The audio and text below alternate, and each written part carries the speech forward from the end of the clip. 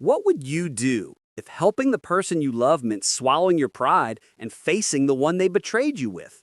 That's the impossible choice Todd Grimshaw faces next week in Coronation Street, and the fallout could change everything. For weeks, Todd and Theo's relationship has been hanging by a thread. What started as small arguments about work and trust has now exploded into full-blown chaos. Theo, already struggling with money and ego, made a mistake that turned his world upside down.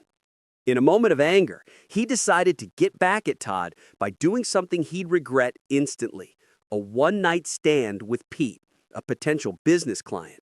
It wasn't about passion or love. It was about revenge. But that single decision didn't just break trust, it wrecked his professional life too. The next day, Theo had to face the fallout. During an important business meeting with Gary Windass, Pete decided to push his luck, flirting and joking like nothing had happened. Theo, trying to keep his cool, couldn't handle it. His temper snapped in front of everyone, and Gary, unimpressed with the drama, cut ties on the spot. In a single moment, Theo lost a major contract, a valuable connection, and a huge chunk of his reputation. Now, his phone barely rings. The odd jobs from friends and neighbors aren't enough to pay the bills, and the pressure is mounting fast. Meanwhile, Todd's life couldn't look more different. He's thriving at the funeral home, managing one of the biggest services of his career, a lavish event for a local counselor. But even with all that success, his home life feels like walking through a minefield.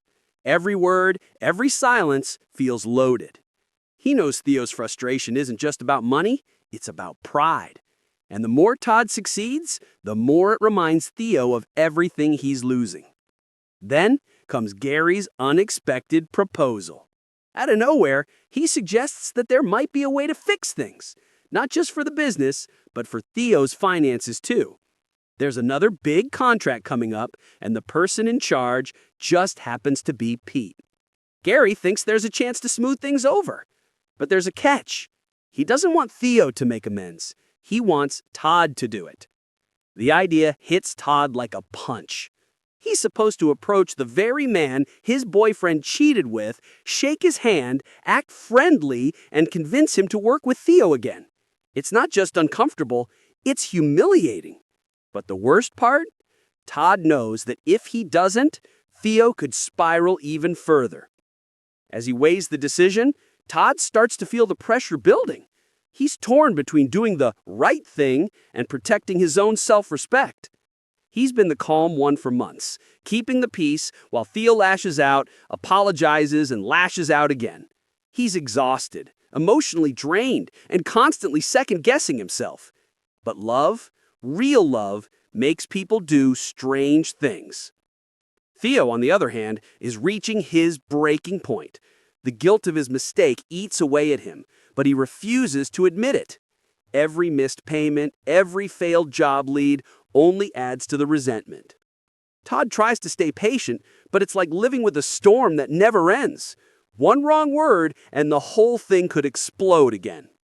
Still, when Gary's offer lands, Todd hesitates. He knows that stepping into that meeting with Pete would mean facing every painful memory head-on. Yet deep down, he can't stand watching Theo fall apart. He doesn't want to fix the past. He just wants to keep what's left of their future. So, will he do it? Will Todd push his pride aside and face the one person who shattered his trust?